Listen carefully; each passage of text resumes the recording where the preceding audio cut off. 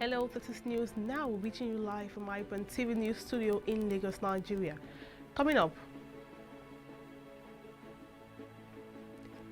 leader of the indigenous people of Biafra, IPOB, Nnamdi Kanu, drags Nigerian and Kenyan governments to African Commission on Human Rights and People's Rights.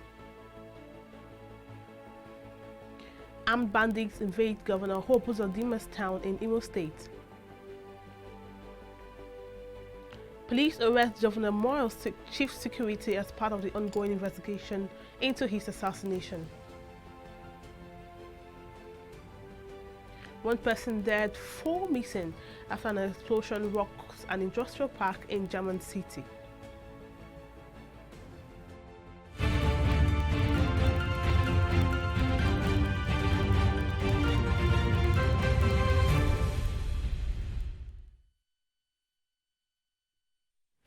Many thanks for joining us on News Now. Here are some stories we are tracking at this hour. I am Margaret Opera. President Muhammadu Buhari is now in London, the United Kingdom, UK, where he is participating in the Global Education Summit on financing global partnership for education. The president's aircraft arrived at the Stansted International Airport, London, at about 11:20 p.m. local time, with the temperature at 22 degrees Celsius. An earlier statement by the president's spokesman Femi Adesina said the summit would be co-hosted by the UK Prime Minister Boris Johnson and the President of Kenya, Uhuru Kenyatta. President Muhammadu Buhari on Monday departed Nigeria for the United Kingdom to participate in the Global Education Summit on Financing Global Partnership GPE 2021-2025. After the event, he would spend a few days in the United Kingdom for an earlier scheduled medical checkup. Also, the federal government is building a 3,000 high-capacity custodial center in ABUJA, Kanu, and Rivers States as part of efforts to decongest custodial facilities that have been identified as major challenge affecting the Nigeria Correctional Service.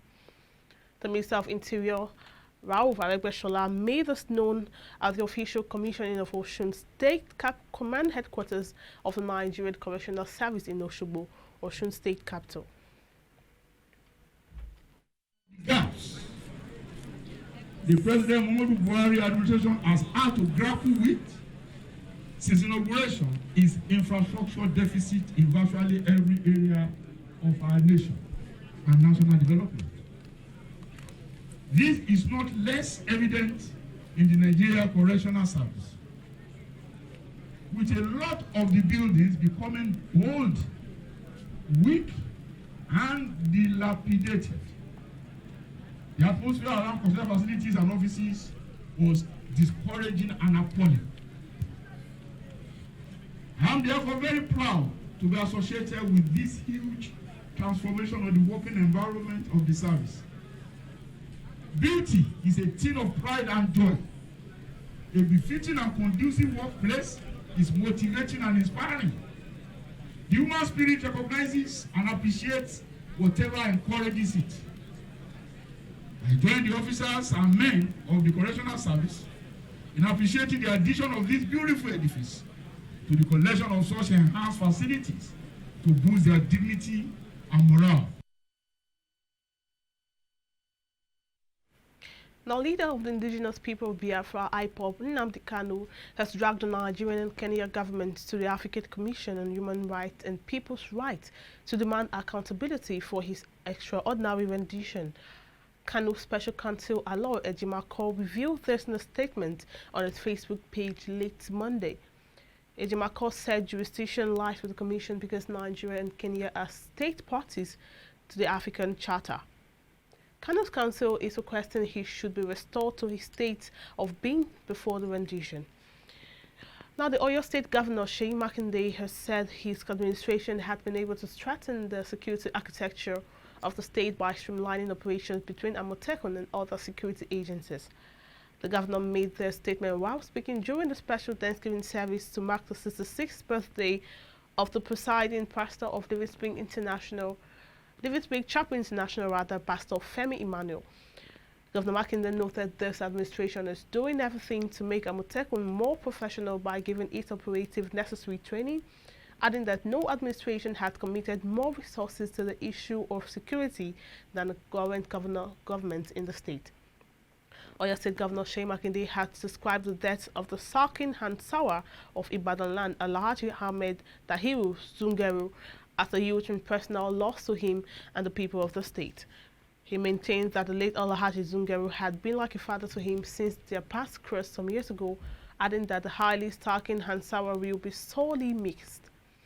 The governor, who was represented by the Chief Deputy of Staff, Olawale Abdul Mojid, said his death is a great loss to Oyo State.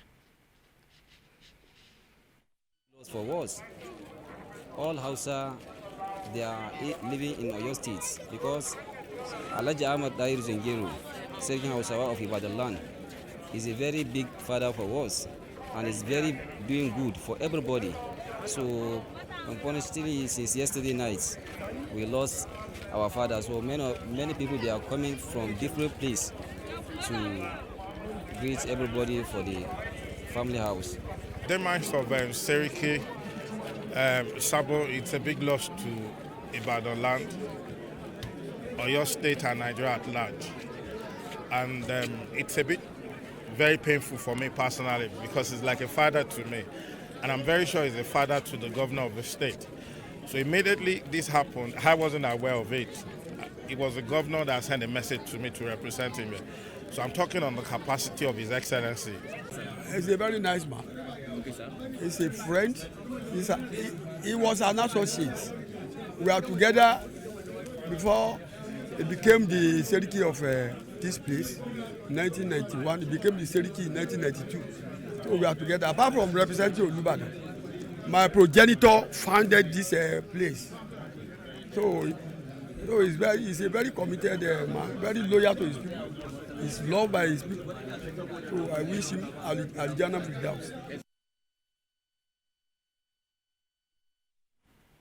Now in other stories, armed bandits in a convoy of 3 vehicles attempted to attack OMUMA community, the town of Governor Hope Uzodinma in Oru East local government of Imo State, but were repelled by the police. Confirming the incident on Tuesday, the command's public relations officer Michael Abatam said the OMUMA area commander Benjamin Abang alerted the tactical teams of the state command based on information of sighting bandits moving in convoy into OMUMA town. Working on this information, the tactical teams immediately swung into action, ambushed and launched a surprise attack on the convoy of the bandits. As a result of the ambush, 6 members of the bandits were killed while 11 of them arrested. The commander unfortunately lost his divisional police officer Fatman Doyo in the process. The teams also recovered the 3 vehicles abandoned by the bandits. The police is intensifying efforts to further comb surrounding bush for possible arrest of more bandits who fled into the bush. Now, Delta Cattle Dealers Association is demanding 30,000 square meters of land in the 25 governments as designated areas for cattle breeding markets. The association spoke in Asaba, the Delta State capital, during the public hearing on a bill for a law to provide for the regulation of livestock breeding, rearing and marketing, and to prohibit open grazing and related matters in the state.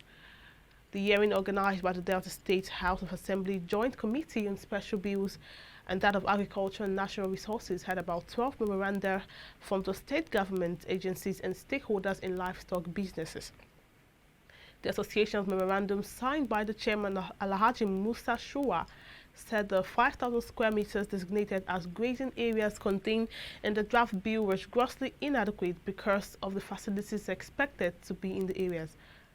Shua said at present the association maintains livestock cattle markets in 7 towns in the state, adding that the smallest is situated on a parcel of land measuring about 4,500 square meters, while the biggest is about 7,000 square meters. The chairman of the Joint Committee, Mrs. Pat Ajuda, said the public hearing was to gather the input of the public, particularly major stakeholders in the making of the proposed law. Members of the House of Representatives of the southern part of the country have faulted the Nigerian Communication Commission on the claim that election results cannot be transmitted electronically across the country. The lawmakers urged the media to counter the NCC with facts and figures on the ability of the Independent National Election Commission to make the process electronic. while the Senate voted that the NCC should clear INEC on the adoption of the Electronic Transmission in the Electoral Act 2010 amendment bill being considered by the National Assembly. The House had resolved that the electoral umpire should use its direction on where, when, and how results should be transmitted electronically. The members of the Southern Caucus, however, joined the People's Democratic Party caucus to foil the NCC's claims that only about half of the polling units in the country had adequate network coverage for e-transmission of results. The All Progressive Congress APC had cautioned the People's Democratic Party PDP Governors Forum to focus on how to fix its party rather than trading blamed. Senator John Akpano-Dede, the National Secretary of the APC Caretaker Extraordinary Convention Planning Committee, gave the caution on behalf of the ruling party. In a statement on Monday, he faulted the resolutions of the PDP governor who met in Bauchi State to deliberate on critical issues affecting the country. The statement states in quotes, "It is indeed remarkable that the PDP has finally opened up to its fast depleting fortunes. However, it is advisable that the PDP concentrates on redemption instead of blaming the APC or anyone else for its ruthless state." End of quote. At the meeting in Bauchi, the PDP governors had slammed the APC-led federal government over the present security and economic situations in the country. We'll take a short break now. We'll be back for more stories.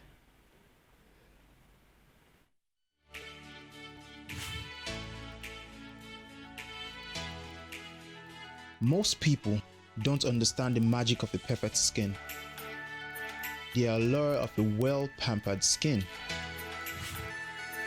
We bounce from skincare products to skincare products, from spa to spa.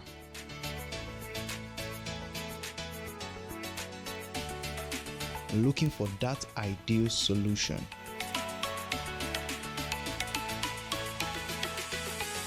I found the solution.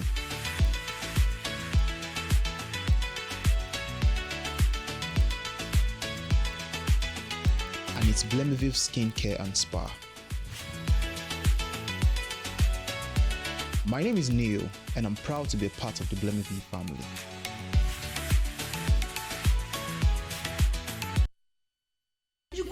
Market just make you go buy fresh palm fruits. When you reach house, you go wash, you go pound, your body go dey pain you, even your fingernails go dey pain you. But make una no worry, make una relax. I get good news for una. Una don hear of Banga fresh palm fruit extract. All you need to do now make you go for the up, open am, take the amount wey you want, put am for your pot. Which soup you wan make? Shey na egusi, shey na ogbono, shey na vegetable, shey na banga. My sister no waste time again, my brother no waste time again. Just go buy Banga fresh palm fruit extract. They go know say you sabi cook and you be better cook. Banga, come make your food yummy yum. Distributors needed nationwide. Phone number 081-6397-4447, 080-3564-4436, 070-6663-8213. Banga Fresh Palm.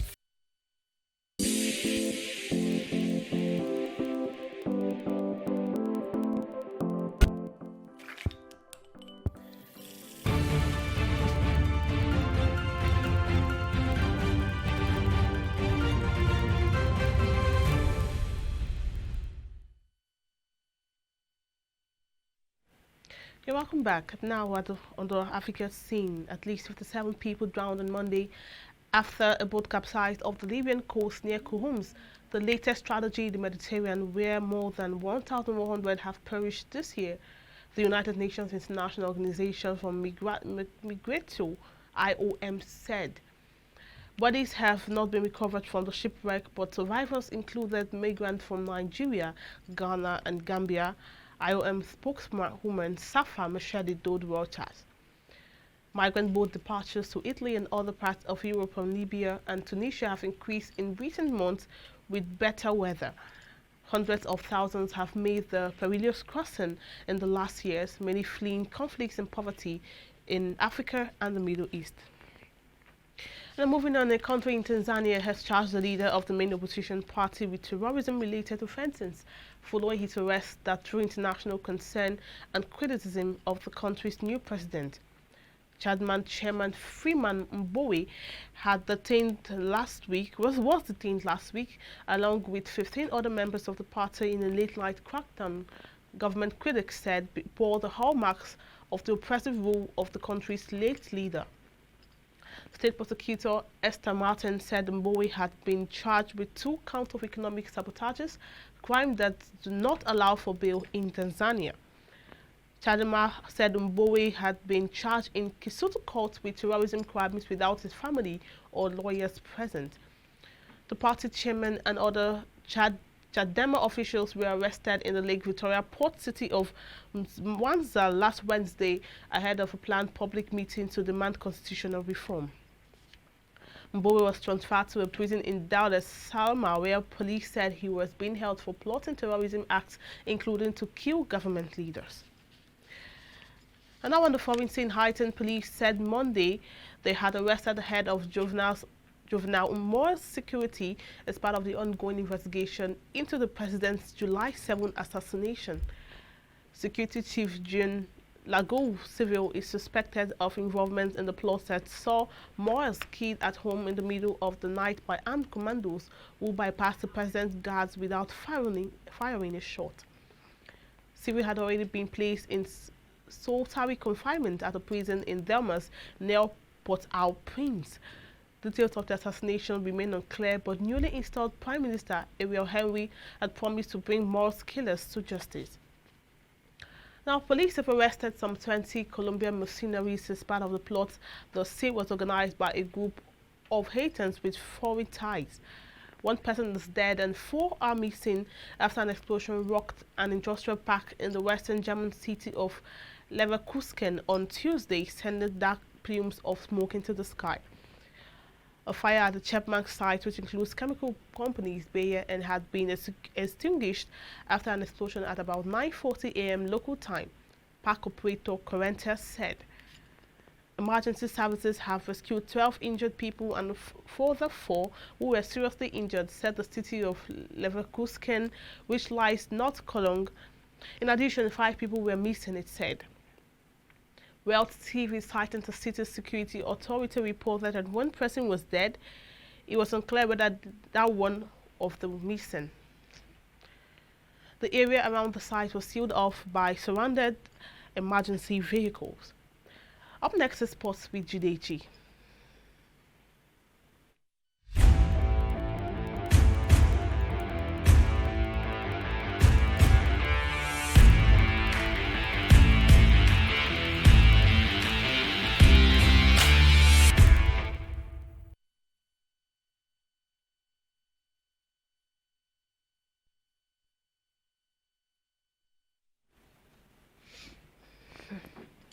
Welcome to the sports update. I am Judechi Chidi. Now, with a population of 63,000, Bermuda became the smallest nation or territory to win an Olympic gold medal at the Summer Games when Flora Duffy won the gold in triathlon in Tokyo. The 33-year-old, making her 4th appearance at an Olympic Games, came out on top of the 56-woman field with a time of 1 hour 55 minutes 36 seconds more than a minute ahead of Great Britain's Georgia Taylor-Brown and USA's Katia Zaferes. Bermuda already held the record for being the least populated country to win a summer Olympic medal, thanks to a bronze for boxer Clarence Hill in 1976, but now they have won their first medal.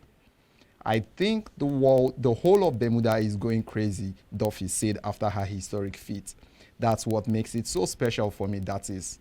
Yes, this is my dream, but I also knew it was bigger than me, Duffy said after she won gold for Bermuda. And moving on to other stories, former Oyo State governorship aspirant Said Ajadi has made calls for urgent policies and funding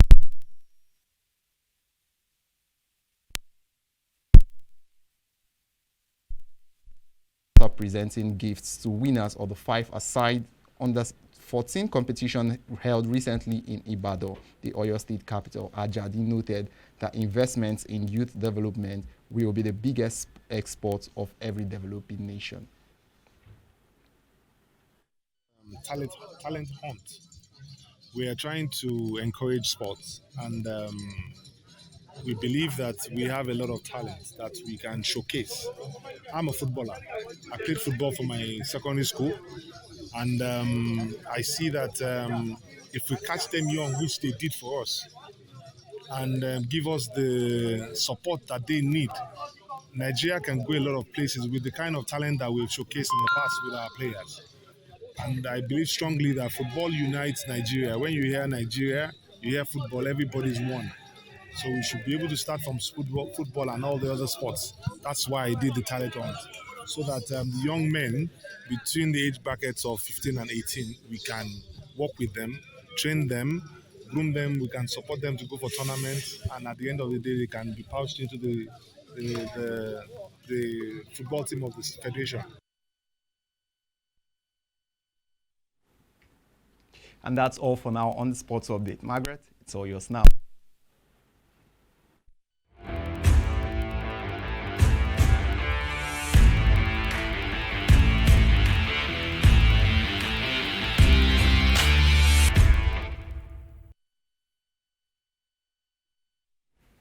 Thank you, Judechi. Coming up with business news.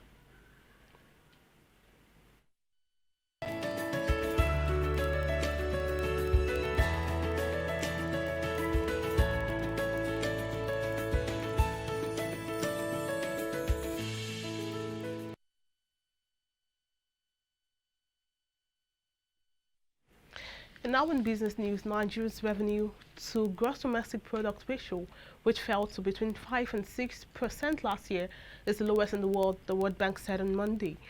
The country director for Nigeria World Bank, Dr. Shubman Chowdhury, said this during a panel session at a virtual public sector seminar with the theme, Nigeria in Challenging Times, Imperatives for a Cohesive National Development Agenda, organized by Lagos Business School.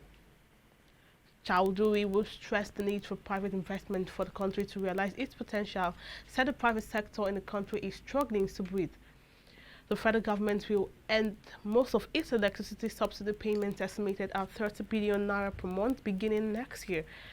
The Vice President Yemi Osinbajo said on Monday at the opening of the 14th Nigerian Association for Energy Economics IAEE conference in Abuja that the government expected the power sector to generate its revenue.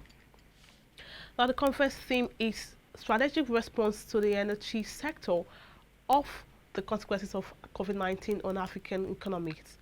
End of quote. Professor Osinbajo, who was represented by the Special Assistant to the President on Infrastructure, Engineer AHMED Zakari, stated that the government would invest more than $3 billion in transmission and distribution infrastructure across the country in the coming years. Now, the National Insurance Commission, NICOM, has approved the new board and management of Nikon Insurance Limited and Nigerian Reassurance Corporation, Nigeria RE. This followed the takeover of the major investors' interest in the two organizations by the Asset Management Corporation of Nigeria, AMCON.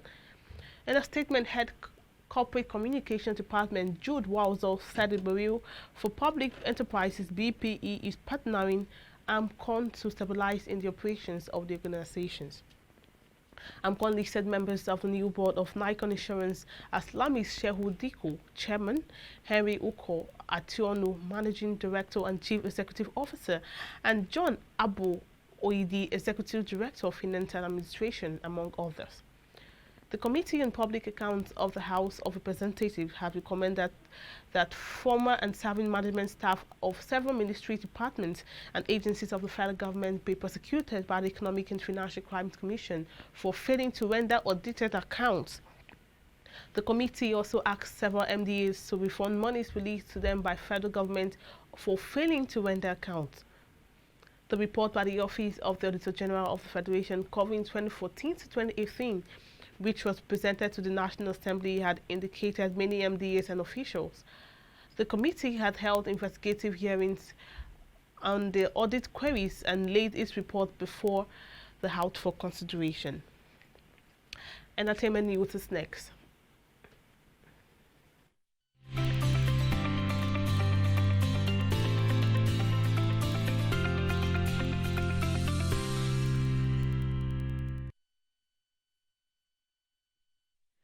Now in entertainment news, American actress Issa Rae has married her longtime boyfriend Louis Dem and the private wedding ceremony held at the south of France.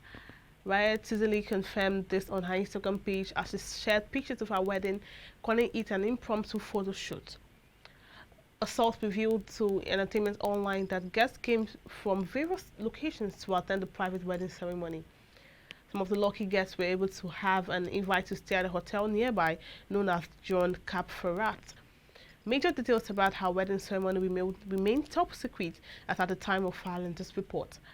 However, fans are not surprised about the decision of the actress, as she is known to keep her relationships off the camera. Meanwhile, award-winning personality Toke Makinwa has been confirmed as the new host of the new Showmax Big Brother Nigeria exclusive talk, The Boss. Premiering August 3rd, the new talk show will see Makinwa share no-holds-barred opinion on happenings from the ongoing Shine Your Eyes season. Showmax subscribers will get access to stream the show 24/7, as well as exclusive secret driving room rant sections from the housemates' daily and weekly highlights. And on this note, we'll call news now a wrap. For more stories, visit our website, follow all our social media platforms, subscribe to our channel, drop a comment for us on the comment section. My name is Margaret Opara.